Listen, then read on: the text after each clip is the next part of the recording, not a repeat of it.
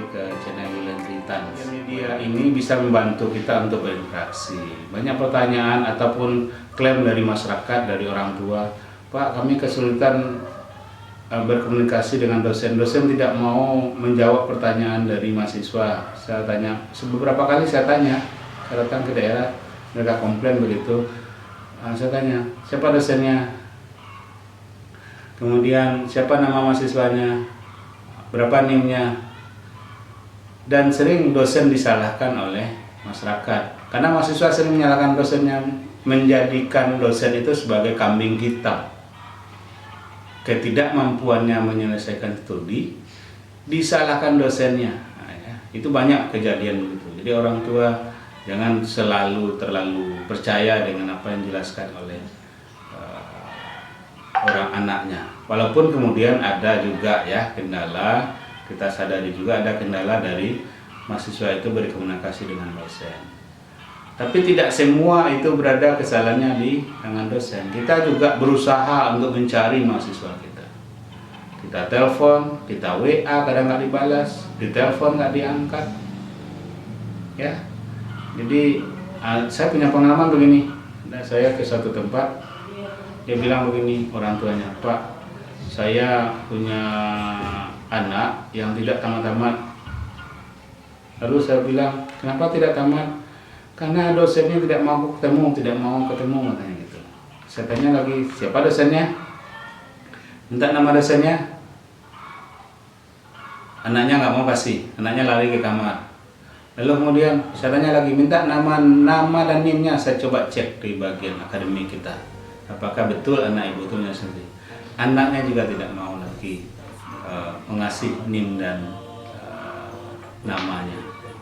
Jadi orang tua harus dapatkan nama, NIM, dan kunci password portal UNP-nya ya.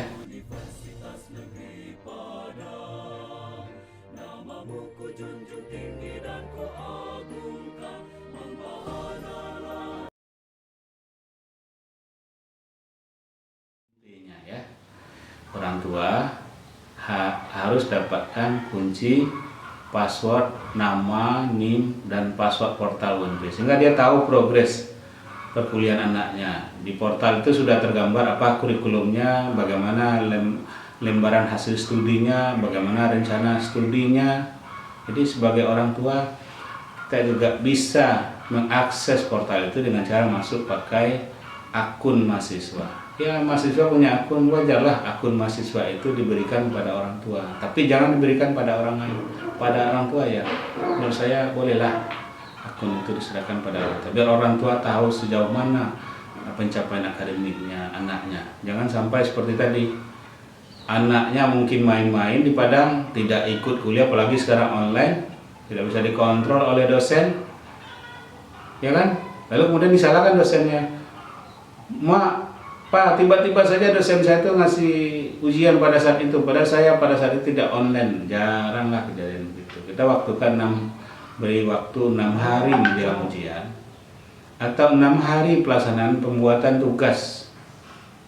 Jadi tidak betul itu bahwa detik itu dikasih kesempatan untuk ujian. Oh, tiba-tiba saja ujian. Nah, kalau ada tiba-tiba saja dosen itu memberikan ujian, berarti dosennya itu yang zalim ya. Bagi dosen itu nggak boleh lah tiba-tiba itu. Informasi itu beri waktu orang untuk bergerak, beri waktu mahasiswa untuk mempersiapkan diri untuk ujian.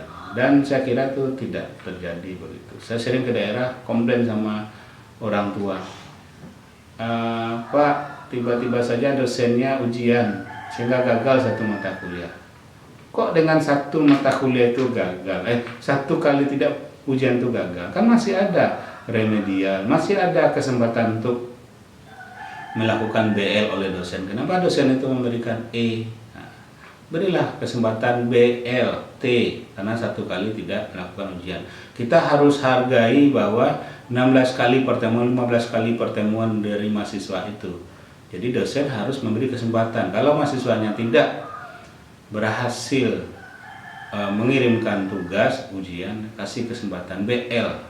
Dan setelah BL itu, setelah kita kasih BL, masih ada waktu sebulan untuk mengurus nilai BL itu, nilai tunda itu menjadi nilai yang keluar, nilai baik A, B, C, dan D.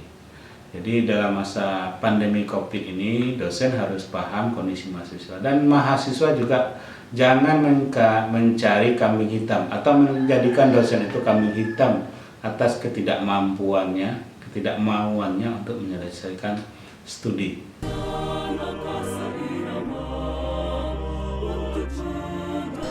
Para mahasiswa juga harus bisa memantau perkembangan atau informasi-informasi terbaru di UNP, ya.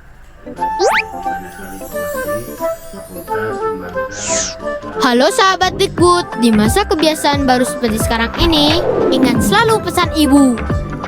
Keluar rumah kalau penting saja ya nak. Ingat untuk selalu 3M. 3M itu mudah dilakukan dan bisa mencegah penyebaran virus. Kita sudah siapkan website juga, ini website ekonomi. Saudara bisa melihat ada berita kegiatan mahasiswa dan dosen. Kemudian ini ada pengumuman-pengumuman. Kemudian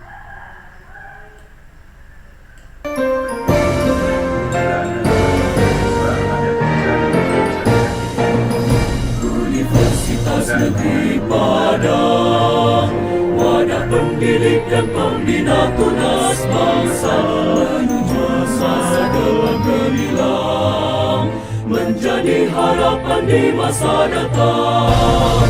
Universitas Negeri Padang, namamu ku junjung tinggi dan ku agungkan, membahana di Nusantara, perkasa dan bangga